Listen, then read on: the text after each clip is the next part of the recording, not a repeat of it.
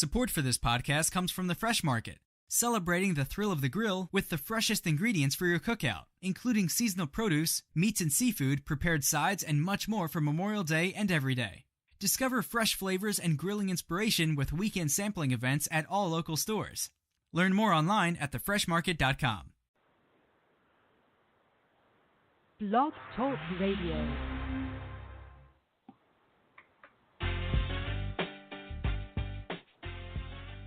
From parts unknown come the greatest group in podcast history. Put your hands together for Roblo, Big Q, and I. Now they have one question for you. The 10 to Dick That Sucker!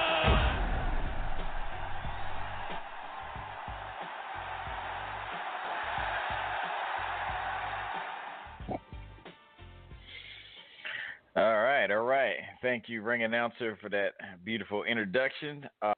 Rablo, Big Q, how are you gentlemen doing this evening? Doing good. Glad to be back. Favorite day of the week. Talking wrestling with you fellas. Always awesome. Yeah. Big Q, what about you, brother? How are you? All right. We have a little audio issues here, Big Q, I believe. So we're going to get that worked out. But so let's get into it. Of course, I guess we'll start with the flagship. You know, the start stirs the drink. You know, Raw this week. Of course, the go home show for the Extreme Rules pay-per-view. What things stuck out to you this week, Rablo, off of Monday Night Raw? The whole Kurt Angle thing was a weird but satisfying taste, because now we're finally going to get a storyline with the general manager, which I've been waiting for. Yeah, when you got a I've been waiting for it. Weird, right.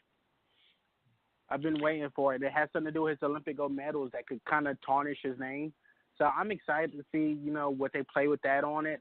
Raw was decent this week. I wasn't too upset about the show. Of course, we get the same matches with the same 5 wrestlers.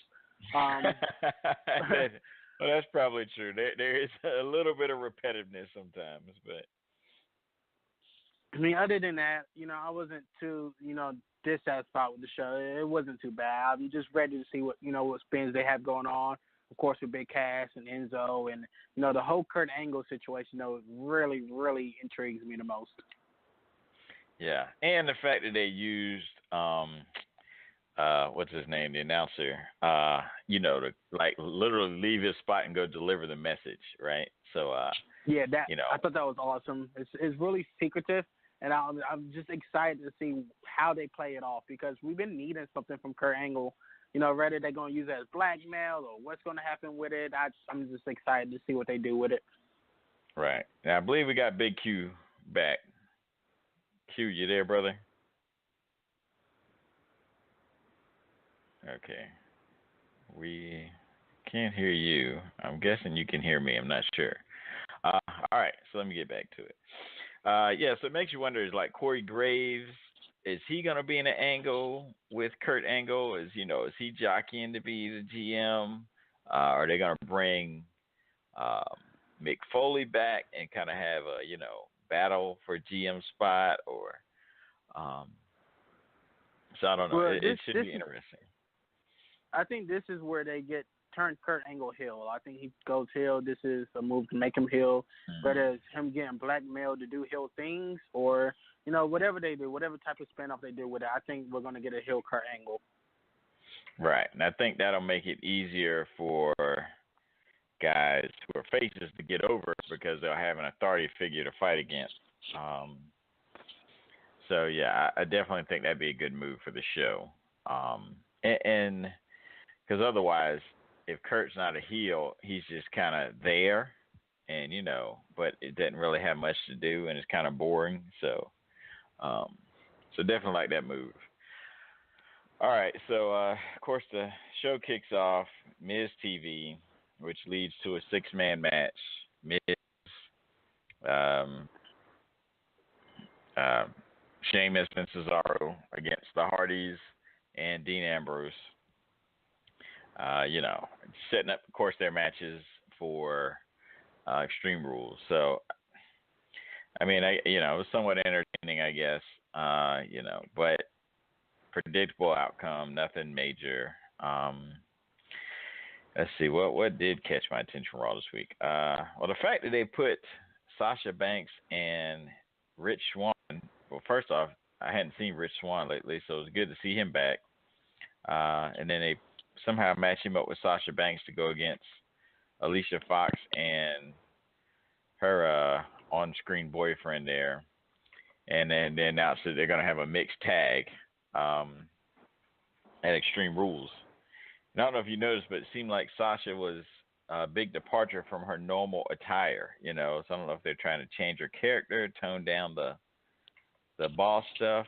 But she, didn't have on the glasses and the fancy jacket and all that stuff like she normally does. And I don't know if that was just to try to look more like Rich Swann because he just doesn't put on much of a costume. What were your thoughts about the mixed tag? I thought the mixed tag was good. I didn't mind it. Me personally, I would have rather seen Cedric Alexander over Rich Swann. Rich Swann is still a very, really good, talented wrestler, of course. And I know they had to play the whole angle with the whole matches coming up at Extreme Rules. Right. With Sasha Banks, I'm not sure what I feel like she's in the lost stage right now because, of course she's not in the main title fight picture. And, I think her character is getting a little old now.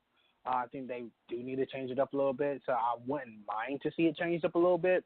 I think she's extremely talented, but I always said Sasha Banks is also extremely dangerous because each match she had with Charlotte, it seemed like she broke her neck every 5 seconds. So I don't know if this is just kind of I don't know if this is kind of just helping her train to get a little bit better at wrestling because we all know she has the mic skills. We all know she has the crowd. I think her wrestling just need to be tuned up a little bit. I think that's what they're doing with her now, just tuning her up, taking away a little bit less flash to get her more serious about wrestling. Right. I can see that. And also I think, she definitely needed some time away from Charlotte because, they kind of did pretty much everything they could do with that angle. What do you think, Big Q?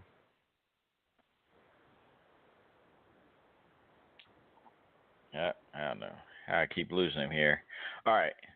So Big Q's still back in the dressing room. Apparently he's having a wardrobe malfunctions or something. We'll get him out here sooner or later. All right. So let's go on to the next thing. Oh, well, you know what? While we're on that, I'm glad to see that they, put Sasha on 205 Live. You know what I mean? And promoted it. So it's good to see kind of that. I guess you could call it cross branding or something, like to not just have the cruiserweights exist like in this world where nobody else can sort of enter it, so it's good to see somebody else get to enter that world and just add some spice to the show, I guess, or something different. Obviously with cruiserweights, and no females in that division or on that show. So it was cool to see that kind of, change and to have Sasha on the show, and for them to promote it.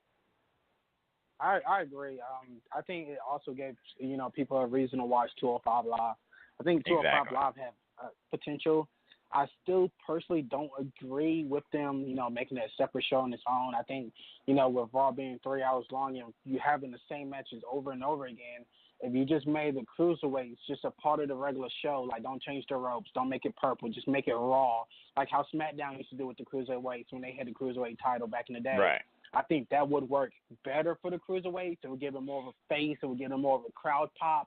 If you make them just a part of the regular day program instead of giving them their own show, their own spotlight, changing those ropes and doing all this extra and making it seem special, just make it like regular matches with the regular belt, regular cruiserweight belt, like they did back in the day with SmackDown. I think that would work phenomenal in my personal opinion. I hate the fact that it's still its own separate brand. Yeah, and I get because you can have a division, but it's until now it was almost treated like it's its own world. You know what I mean? Like you could have the cruiserweight division, but why aren't the Singh brothers or somebody who's part of another group? One of those guys, you could have a smaller guy and he'd be part of that division, right? And he'd be part of, where he can intersect with more storylines than just the cruiserweight storylines, excuse me. You could have one of the guys from the New Day or, one of the smaller guys, I guess. Well, I guess they might be a little too big to be on 205 Live. But,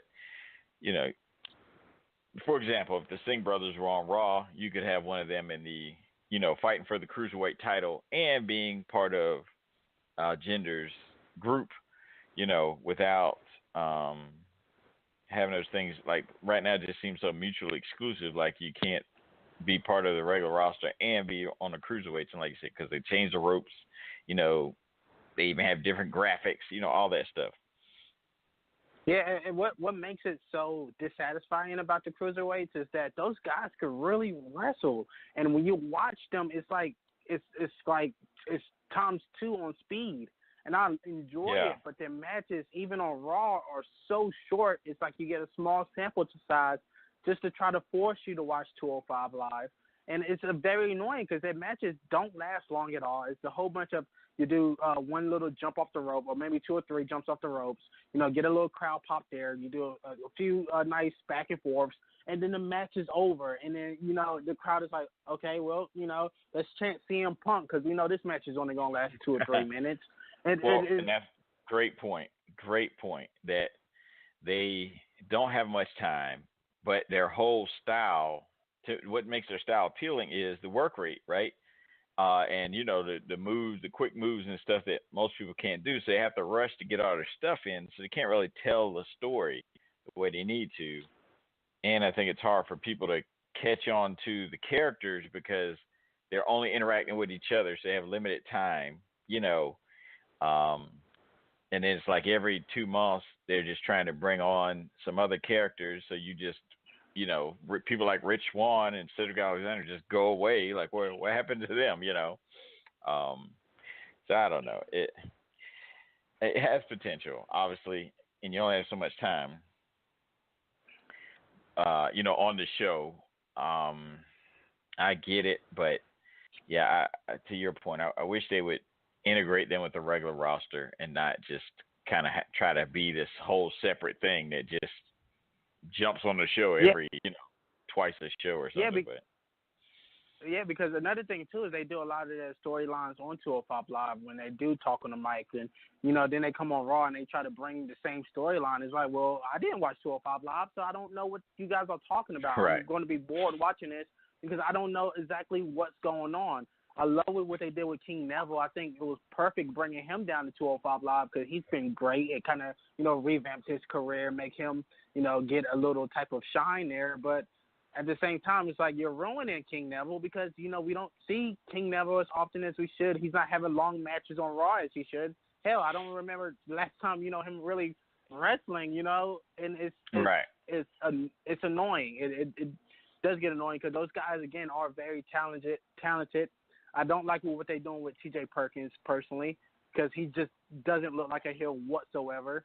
And then to change his name to just TJP. You know what I mean? Like I get it if they start calling him that. You know what I mean? But like to have him come out and just 3 letters come up on the screen, like okay, that's just kind of goofy. You know what I mean? Like, I don't know. It's just my opinion. Like even with Shawn Michaels, people would refer to him sometimes as HBK, but it wasn't like put on the screen when he came out, HBK. You know what I mean? Like, he had a name, like use his name, at least call him Perkins or something. Not TJP. I don't know. It just seems goofy to me. And to your point, he does not look like a heel, right? Make him grow a beard or shave his head or something, right? He looks like TJP he plays video games. TJP is the cruiserweights of Apollo Crews. That's who he is, in my opinion. He's just a bland character, boring, extremely talented, but just boring. He no type of charisma, no type of crowd pop. Again, like Apollo Crews, extremely talented, but just cheesy. It doesn't work. That and another thing about cruiserweights is you still got this Austin Aries and Neville thing going, which seems like it's been going on for a few months now, at least. Where normally WrestleMania is kind of the blow off, or you'll have that one match right after WrestleMania. Where it seems like WrestleMania was like the start of their feud that just won't die. When you've got all these other guys, on the cruiserweight roster who are capable, I would think, and I don't know. I'm still not sure why they're not putting them up against Neville, or what's going on there. I really don't know. And that's very frustrating too, because Austin Aries could wrestle, and I was so excited to see him come to the WWE because I did, follow his career just a little bit, and I wasn't too satisfied or too happy with them bringing him to the cruiserweights. I mean, it made sense, but at the same time, I'm thinking like, man, I want to see this guy, I want to see this guy on the main stage, and not seeing him, not really. It's kind of annoying because I don't know. It's kind of hard to explain. It's one of those things where it's like, you follow this guy, his career, and he finally makes it to WWE, and the guy isn't, showcased like he should be. Had that injury, of course, and now he's healthy, and now this guy is just in a stuck spot with this, trying to carry a whole show by himself with, of course, King Neville, and they're just not getting the spotlight that they deserve. All right. So let me ask you, what did you think about the triple threat Samoa Joe, Bray Wyatt, Finn Balor match? I think, like, why do we keep having the same matches? I understand you have to promote Extreme Rules, and I understand. I mean, I understand, why you're doing it. You got to have them, I mean, they're going to be fighting against each other in Extreme Rules, but it's like we're getting the same matches over and over again. I don't know if you remember, but back in the day, man, when we used to have, these rivalries, they didn't wrestle every Raw or SmackDown. We kept it for the pay-per-views. Instead, what they did was they did something shaky. Triple H will pick Randy Orton's opponent for the night in the match stipulations and vice versa. You did something cool. You know what I mean? Something like that, something unique, something different. Triple H, okay, Randy Orton, I got you this Sunday at Extreme Rules, so I'm going to put you in a handicap match, to try to get you hurt, or you're going to be facing The Undertaker, something crazy where they're not fighting each other and already know, we know what to expect. They do the same moves. All right. What do you think, Q? I think I got you on. Am I in this time, man? Oh, there he is, yes. Welcome. From under the ring with the wheelchair, it's Big Q coming to save us.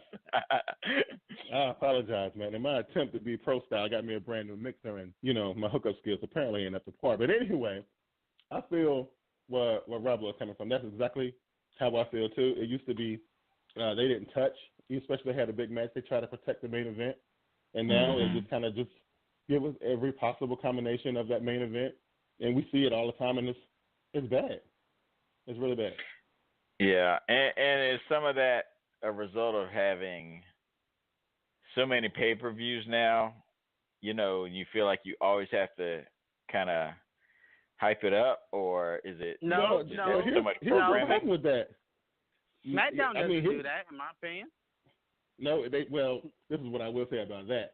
I was going to ask the question: do you guys think the WWE is killing the storytelling leading up to the pay-per-views? Because as much as I love SmackDown, the go-home show for the last SmackDown pay-per-view was pretty lackluster, and then the go-home show for Raw was completely horrendous. And I think because of the fact that they make $10 million a month regardless, they don't care about building the story and making it super hype and all that kind of stuff. That's just my opinion. I don't know how y'all feel about that. Well, I would say this, and I don't want to skip ahead in the show or, go too far ahead, but the Jinder Mahal and Randy Orton segment was terrible. I was so disappointed. And the reason being is because, number one, even though the Atlanta crowd that whole night wasn't really into the show like they should have been, because it was a really good show, They didn't get the crowd pop that they deserved. It didn't feel any type of special. Randy Orton did deliver some great mic. He did deliver, some great Good song point. about his granddad, the legacy.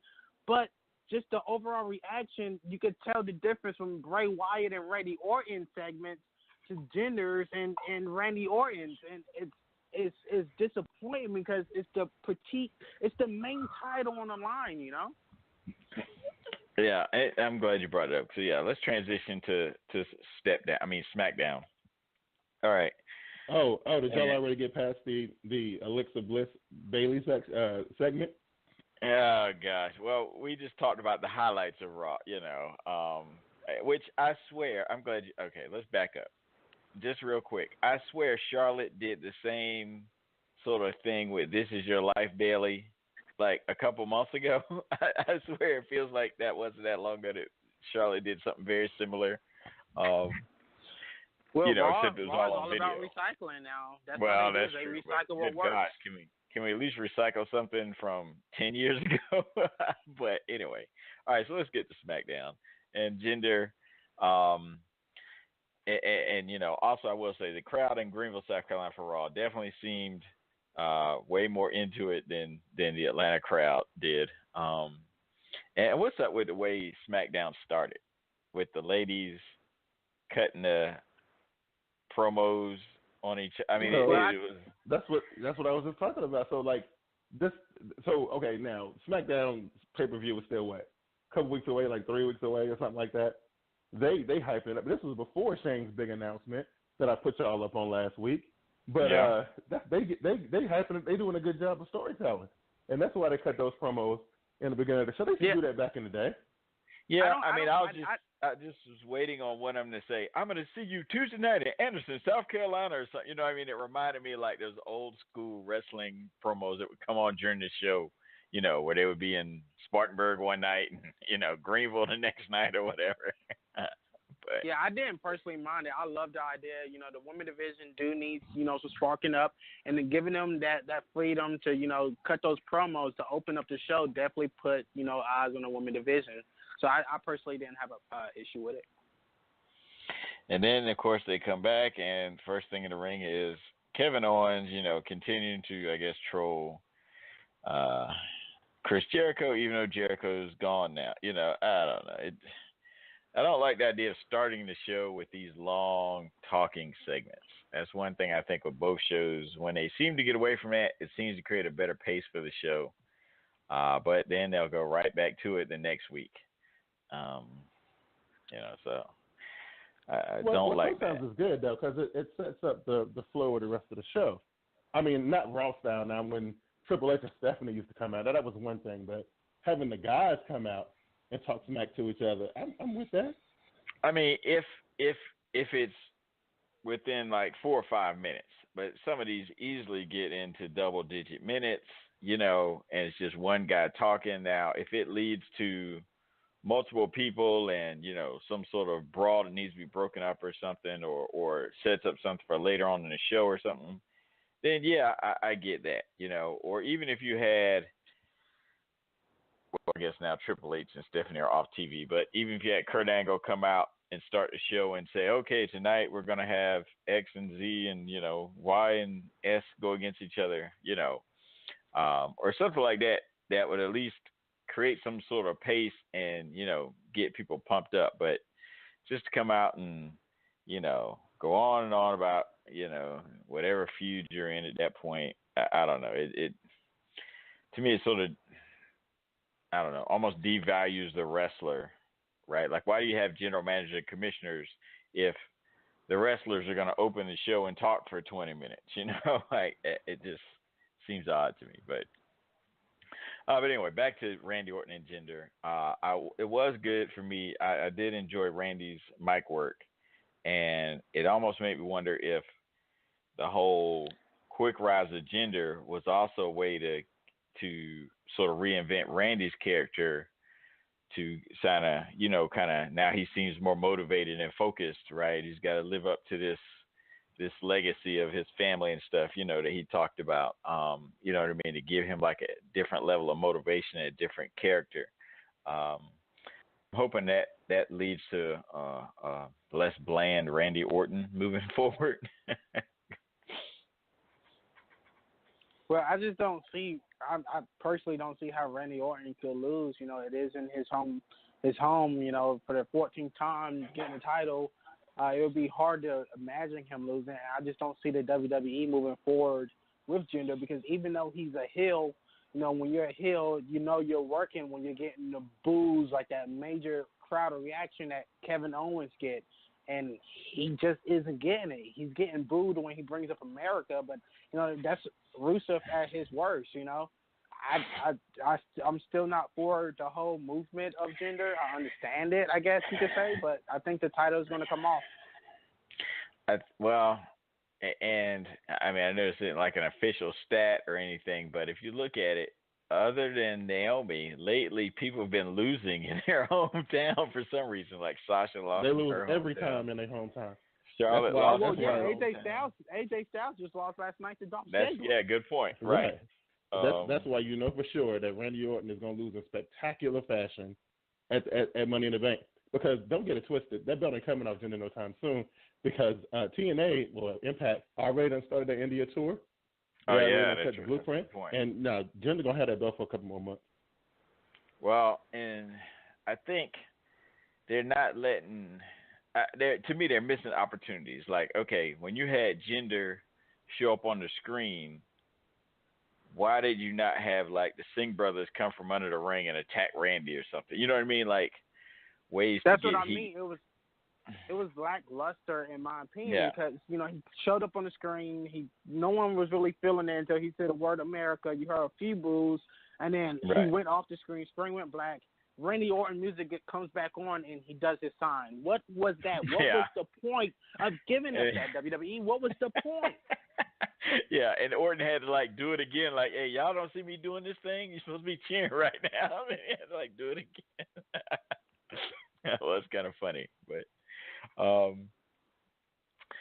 guess also while we're talking about Smackdown, I think it's been confirmed, I guess, that your boy John Cena's coming back July 4th. Such a John Cena way to do. Yeah, so he it's a good point, right? Like, come back, and for the holiday show and salute the troops and, you know, all that stuff. And so it'd be interesting to see where he fits in. All right, so what else happened on SmackDown that caught your attention?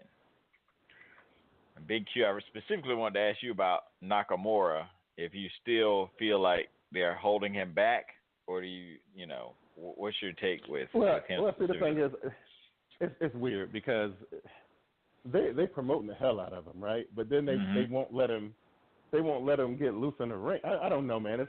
It's weird. It's a weird situation, and I don't know. I don't think we're gonna see a real Nakamura. Do you think it's a style thing where maybe the guys aren't comfortable? The guys he's wrestling, maybe they aren't comfortable with certain pieces of his style or something. You think that's it? But you can't promote him as the king of hard style or strong style if you don't let him do strong style. I mean, you know, right? That's like a conflict of interest or something, right? You know, right? But they let Brock Lesnar do all kind of stuff, right? And All right, so Nakamura and Sami Zayn beat Baron Corbin and Kevin Owens. Of course, Nakamura pinning Owens again. So where do you guys see this going with Money in the Bank? Knowing the people, you know, they're lining up. Who's going to be that person to win that Money in the Bank briefcase? Well, I don't think it will be Kevin Owens or AJ Styles. I think they're going to set up another match between those two for the U.S. title. I could definitely see. I don't know, man. I don't know. Was Ziggler beating AJ Styles in AJ Styles' hometown after? I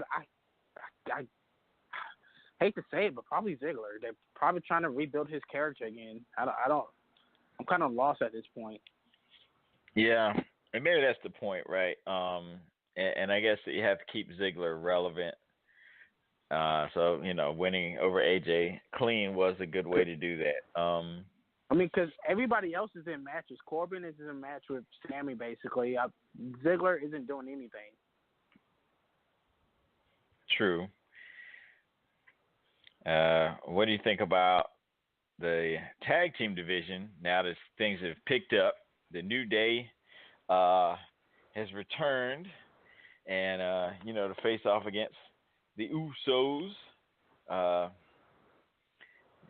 I guess I didn't see that coming. I mean, I knew eventually New Day would come, but I didn't see them being matched up with the Usos right away. But I could see where this could be an interesting feud. And of course, now that the Usos, have kind of changed things up, it's good to see kind of their, I guess, more serious or gangsterish style against the New Day, which, could be a little bit cartoonish and, irreverent, right? Kind of like almost like a modern day DX kind of thing going. What do you guys expect with this feud? I think they could definitely get a few months out of this if they play it right.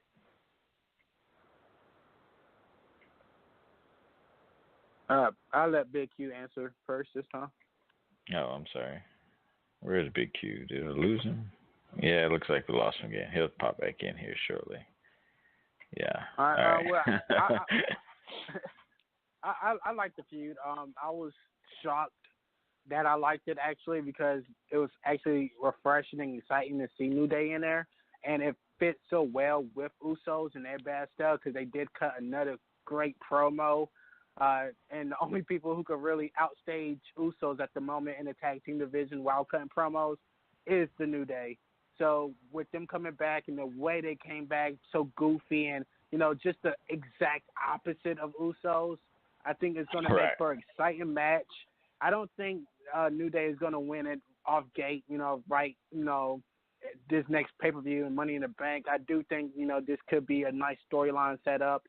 I'm excited for it, and I love what the tag team division is doing versus the Raw tag team division because, you do have Matt and Jeff Hardy on Raw, but they're not being utilized correctly, and it pisses me off to the max.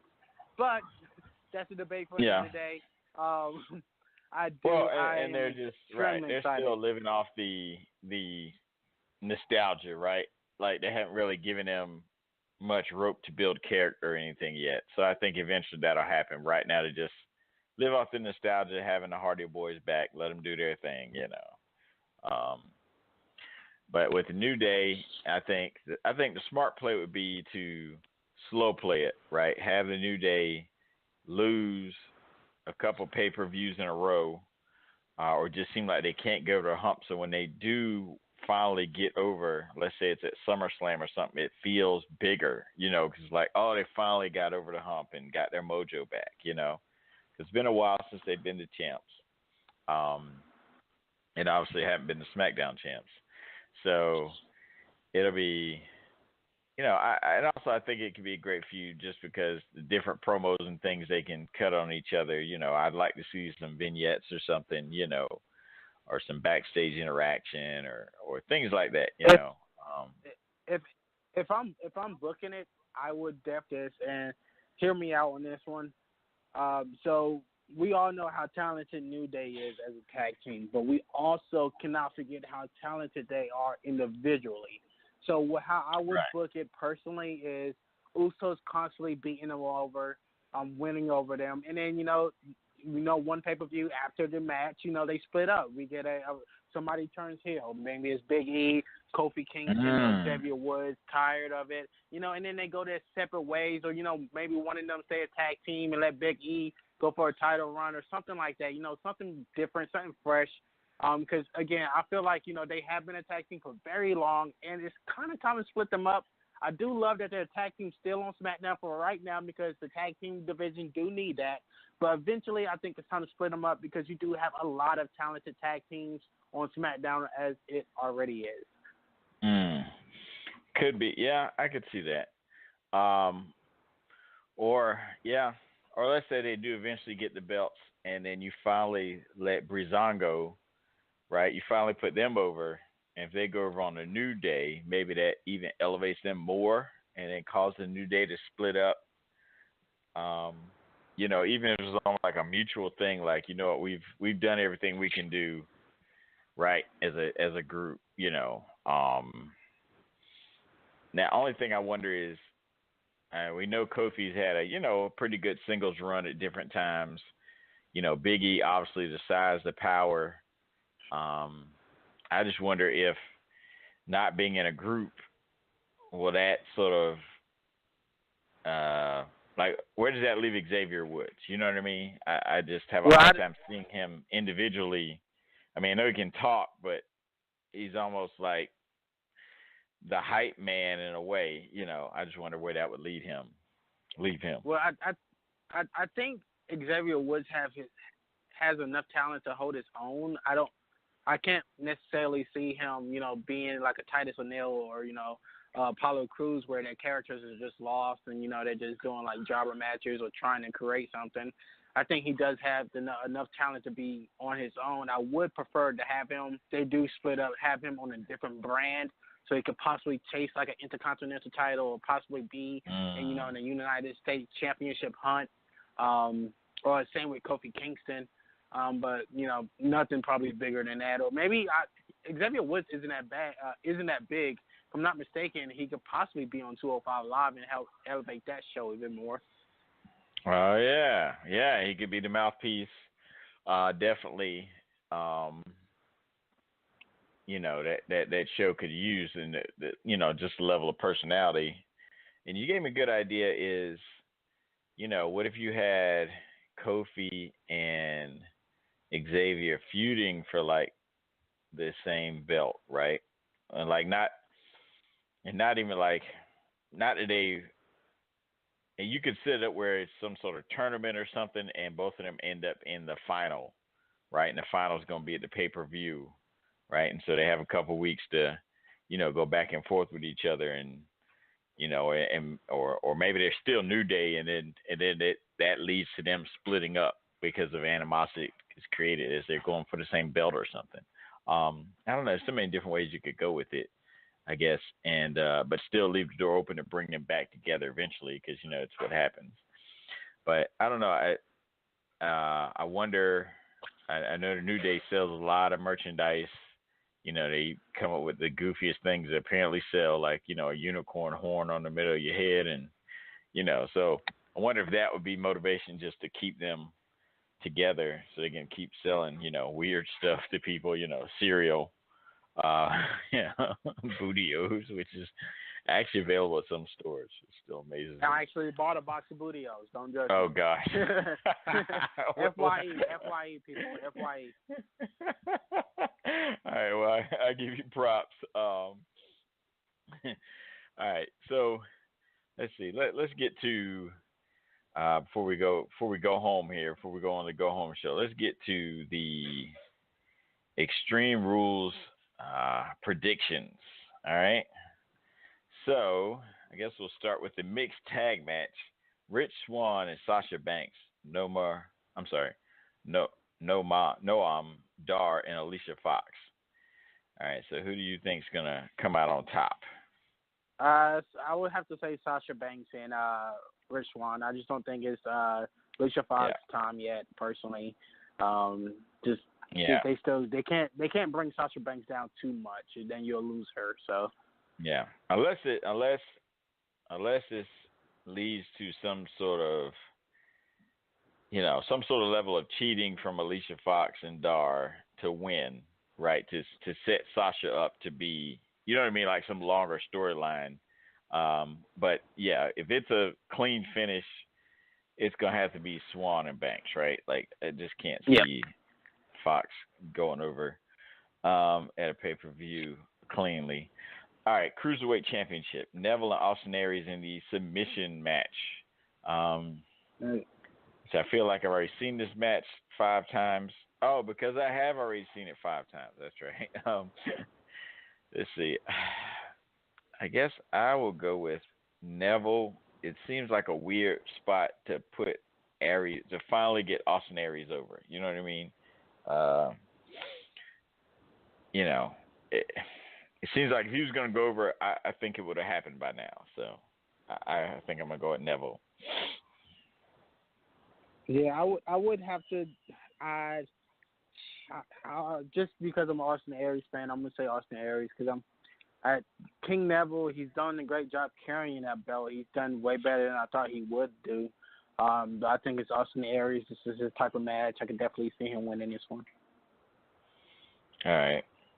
Next one, the Hardy Boys versus Cesaro and Sheamus in a steel cage match. I'm gonna go with the Hardys. I don't think they're ready to drop the belts yet. I think right now they're just going to keep riding this kind of nostalgia thing, and maybe this leads to, somebody else becoming the number one contenders on the Raw after this, or Cesaro and Sheamus, maybe this creates some friction. They break up and, feud with each other. I think WWE knows that, the Hardy Boys, eventually people are going to be tired of seeing this same old boring thing. They want to see like a really nice storyline, which we both know the Hardy Boys can deliver. This is my prediction, and I know it's a wild one, but it's just one personally that I would like to see. I think either Jeff or Matt Hardy turn on each other, and we get like the delete or something like that, and pretty much they lose the tag team titles, and we get to see Jeff versus Matt. That would be that would be opens up the tag interesting. team division again. Yeah, Because, that would be very interesting. I just can't see them ever losing the tag team titles, and that's the only real way you could possibly open up those tag team division again to get them to lose it. Right. Yeah, and let's be honest, right? There's probably a ton of money to be made off broken or delete T-shirts or whatever, right? So. But you got to get to the storyline to do it. Women's Championship match. The champion Alexa Bliss defends against former champion Bayley in a kendo stick on a pole match. I'm gonna go with Bayley. I think they'll show a vicious side of her, and I think she goes over and gets her belt back. I'm also going to agree. I'm also going to go Bayley on this one. I don't think she was ready to lose the title in the first place. For some reason, I don't get why people like Bliss so much. I'm just not a fan of her personally. Maybe it's because she stole the title from Becky Lynch, but that's another day. I think Bayley gets her title back. Yeah, I believe that's what's gonna happen. Let's see. Next, Intercontinental Championship match: Dean Ambrose versus The Miz. The extreme rule is that if Miz is disqualified, he loses the Intercontinental title. I don't know. When it comes to these two, it's really hard for me to care, and I love The Miz. I don't know. Ambrose just to me feels a little too corny. Is he this crazy psychotic guy, or is he this kind of irreverent guy who's trying to be funny? Sometimes it feels like he's auditioning to be in a New Day almost. I don't know. I haven't liked Dean Ambrose since that cringeworthy ambulance scene where he came out the ambulance like if he was Stone Cold Steve Austin and he was falling all down the ramp. Oh my goodness, I cringed so much watching that. If they don't go ahead and give this belt to Miz and stop this back and forth rivalry that's been happening before BC, I'm going to go crazy. Miz and Dean Ambrose do not need to be in no type of storyline. It's getting old. It's been old, and I don't want to see it. It's been happening since 1992. Can we get on with it, ladies and gentlemen? Put the belt on Miz. Keep it on Miz where it belongs, and let's move on from this storyline, please. And that's a good point, because at least with Miz, he treats the title like it's something he's really concerned about, whereas Ambrose treats it almost like an afterthought. He could carry the title. Dean cannot carry a title. Dean has never been able to carry a title. Every title he's had, he just cannot carry the title. His storylines are boring. It's always been Bray Wyatt, The Miz, or somebody else in that criteria carrying a title. And we get this, I'm crazy, I'm lunatic, I don't care, let's fight. It has not worked. It will not work. put Dean Ambrose in a tag team, let him work on his mic skills because they do cringe a lot. He's not that good, in my opinion, and I do not understand why he get pushed over guys who are better than him. And in the ring, I mean, especially like that match Monday night. I'm sorry. He's not that good in the ring to me. Like, a lot of shaking and and then that little thing he does where he pops off the rope. Like, okay, how many times can you do that? You know what I mean? Like, it seems so off the wall, so weird. He's the only person that can catch himself on the ropes like that, and pop back up. Like, I don't know. I just don't like his style. Like I said, all the shaking and just kind of, it's almost overdone. And I don't know. She's not a fan of Ambrose, obviously. Let me get back to the card here before I go off on too much of a rant. All right, so we talked about Intercontinental title match, Universal title, no one contenders match, the Fatal 5-Way, Extreme Rules, which I don't know if Extreme Rules means that, there's no DQ or, I don't know what that means exactly. It says Extreme Rule Fatal 5-Way. Roman Reigns, Seth Rollins, Finn Balor, Bray Wyatt, Samoa Joe. So I feel like they're setting up, a Samoa Joe, Bray Wyatt feud. I'm thinking Finn Balor is going to come out the winner. And I think that's why you had Finn having the interaction with Paul Heyman one-on-one. They're setting that up for, I think, the eventual Finn Balor, Brock Lesnar match.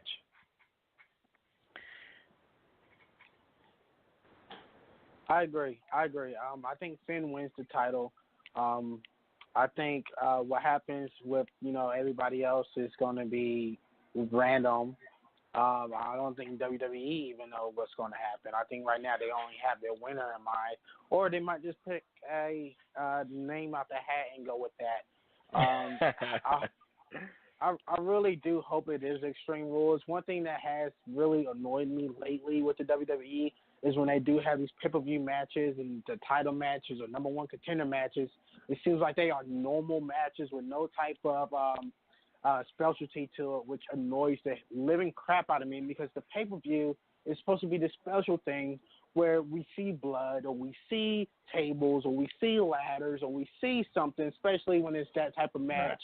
Right. I remember looking at the old days and watching JBL and John Cena go at it in the I Quit match. I remember seeing Randy Orton and The Undertaker. I remember seeing Edge and, right. Foley. I remember seeing these type of classical matches, and it worked because you had the storyline, you had the blood, you had the gruesome, you had that one night where anything goes, and it seems like they're taking that away more and more each time, each day, and it's getting old.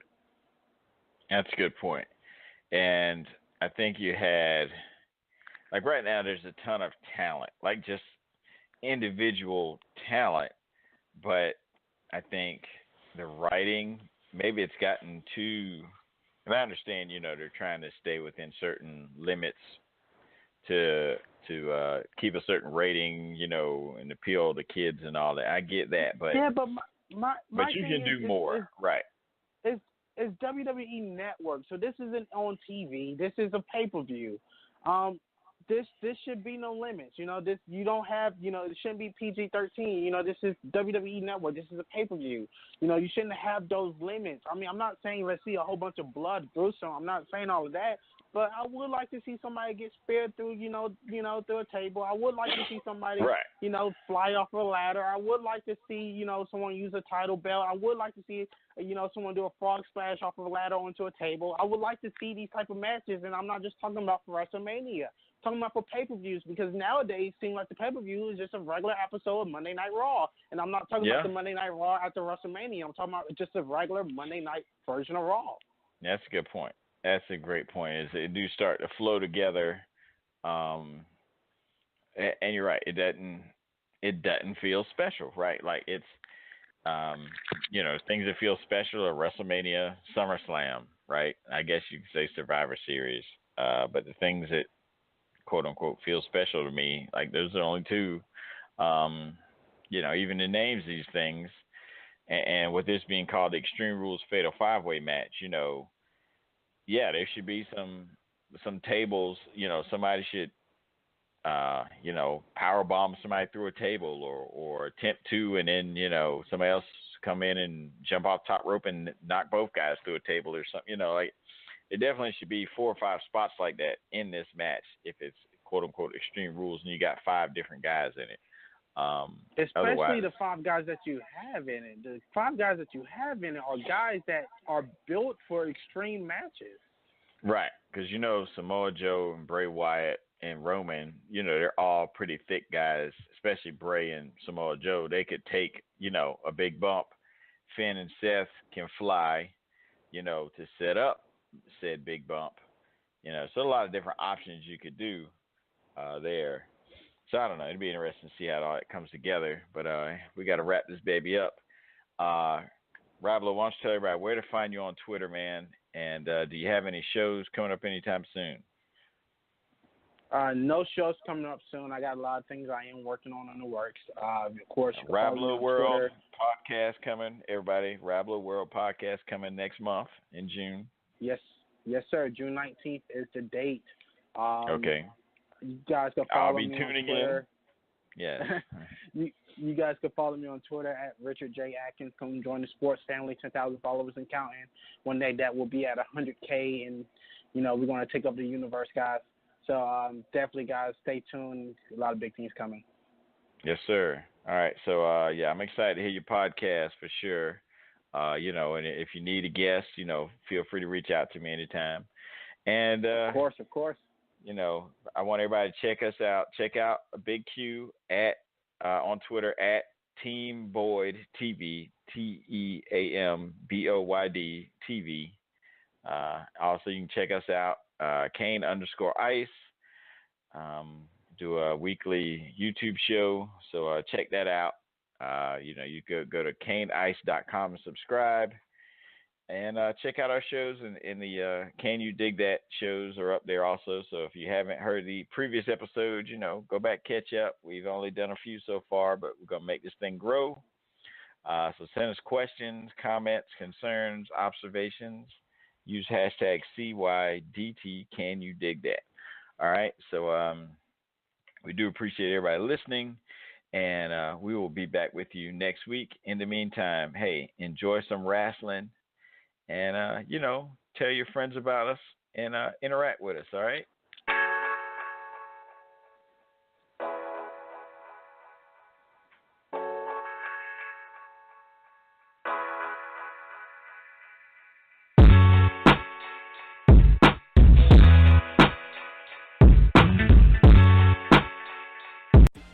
On the hunt for the perfect bag? Lucky you! It's time for the annual bag sale at Concord Mills. Come find the one that speaks to you now through June 30th. Shop more than 200 stores like Tommy Hilfiger, Lucky Brand, and H&M. Whether you're searching for an adventurous crossbody, a trusty satchel, a small but mighty mini, or an all-in-one tote, we've got them all at incredible prices. Don't miss the annual bag sale now through June 30th. Concord Mills, a Simon Center.